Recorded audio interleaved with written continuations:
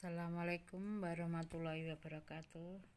Pada kesempatan ini kita akan membahas tentang struktur, sistematika, dan kaidah kebahasaan teks laporan percobaan. Pertama yaitu struktur teks laporan percobaan.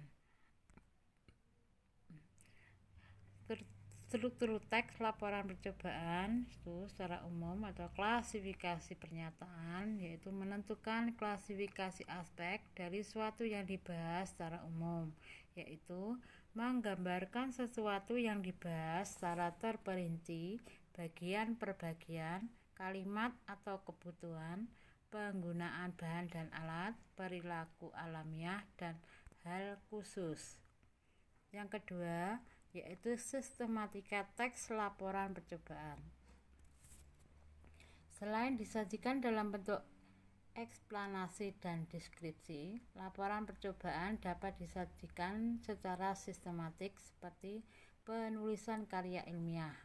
Sistematika laporan percobaan itu adalah sebagai berikut: 1. Judul, 2. Objek, 3. Pelaku percobaan, 4. Tempat dan waktu percobaan, 5. Tujuan, 6. Alat atau bahan. Yang ketujuh adalah langkah, 8. Hasil laporan percobaan, 9. Simpulan, 10. Daftar pustaka. 1. Judul di sini, sebelum kalian melakukan percobaan, kamu harus menentukan judulnya dulu. Jadi judul apa yang kira-kira yang akan kamu gunakan untuk membuat laporan. Yang kedua adalah objek. Objek yang kamu gunakan untuk menunjang judulmu itu apa? Jadi objeknya masalah apa yang kamu pakai untuk percobaan. Yang ketiga adalah pelaku percobaan. Pelaku percobaan di sini adalah siapa yang melakukan percobaan itu sendiri. Jadi kamu atau kamu dengan teman kamu itu nanti bisa kamu tulis dalam laporanmu. Kemudian tempat dan waktu percobaan. Tempatnya di mana kamu melakukan percobaan itu dan waktunya kapan. Selanjutnya yang kelima yaitu tujuan. Tujuan kamu melakukan percobaan itu untuk apa? Jadi kamu melaksanakan percobaan itu tujuannya untuk apa? Itu juga kamu tulis di laporanmu itu. Selain tujuan itu adalah bahan dan alat. Jadi bahan yang digunakan dan alat yang kamu gunakan untuk melaksanakan percobaan itu apa? Contohnya, kalau kamu umpamanya melakukan percobaan menanam bunga. Jadi kalau kamu ingin menanam bunga, bahan yang kamu gunakan itu apa? Dan alatnya itu apa saja? Kemudian yang ketujuh adalah langkah. Langkah-langkah yang akan kamu gunakan untuk melakukan percobaan itu nanti kamu tulis secara urut. Contohnya kalau kamu ingin menanam bunga, langkah yang kamu kerjakan pertama apa? Contohnya ya kamu siapkan medianya.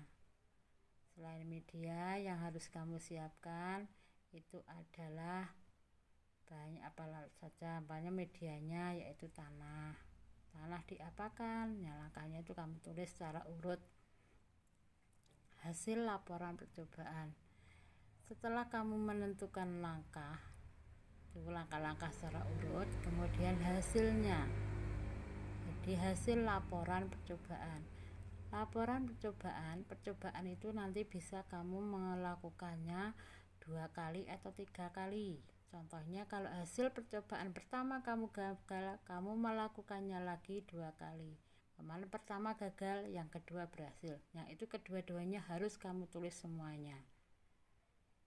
Yang kesembilan adalah simpulan. Simpulan dari laporan percobaanmu itu. Contohnya adalah apa yang kamu dapatkan dari percobaan tadi kamu jelaskan.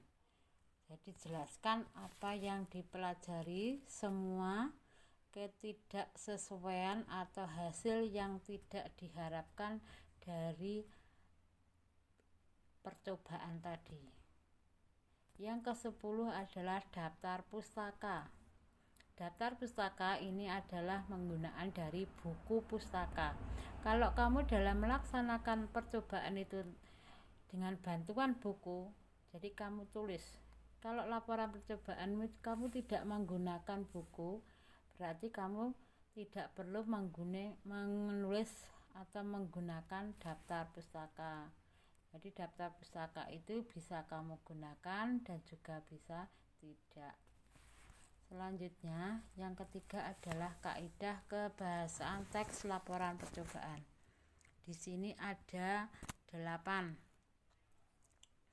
1. Yaitu memperkenalkan aspek umum atau kelompok generik. Di sini contohnya aspek umum atau kelompok generik itu adalah contohnya kendaraan roda 2, transportasi umum, contohnya atau keluarga kucing, ikan, air tawar. Nah, contohnya kalau di sini adalah kendaraan roda 2 atau transportasi umum itu bisa dimasukkan dalam kelompok transportasi. Nah, kemudian yang kedua, contohnya yaitu menggunakan kata tugas hubungan logis. Yang dimaksud dengan menggunakan kata tugas hubungan logis di sini adalah kata tugas yang berfungsi menerangkan hubungan logis atau hubungan yang diperoleh berkat penalaran logika dan unsur yang berada sebelum kata tugas tersebut dengan unsur yang berada setelahnya maupun sebaliknya. Yang ketiga, menggunakan kalimat aktif.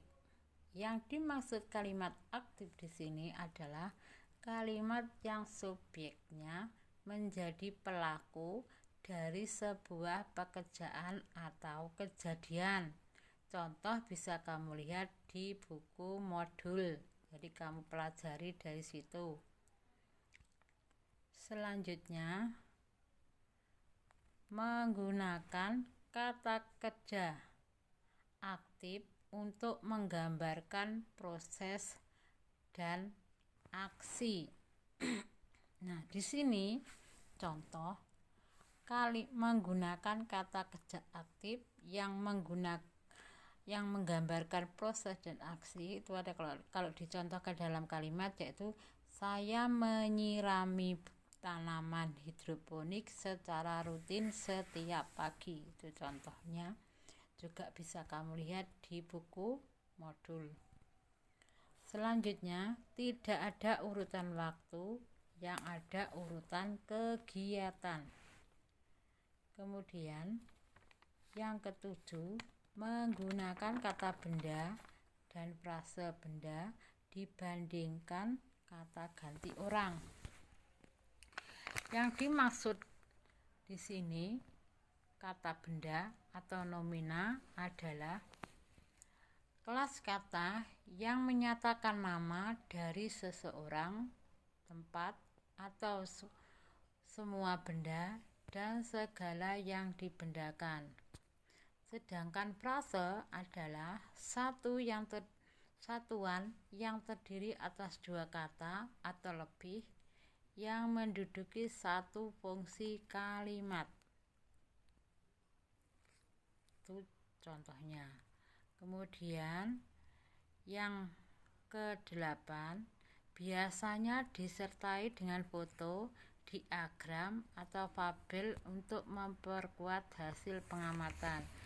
Ya, di sini untuk memperkuat pengamatan kalian. Jadi itu nanti bisa kamu sertai dengan foto. Jadi foto pengamatan kalian mulai dari awal sampai akhir. Contohnya kalau kamu menggunakan menanam tanaman, jadi kamu foto.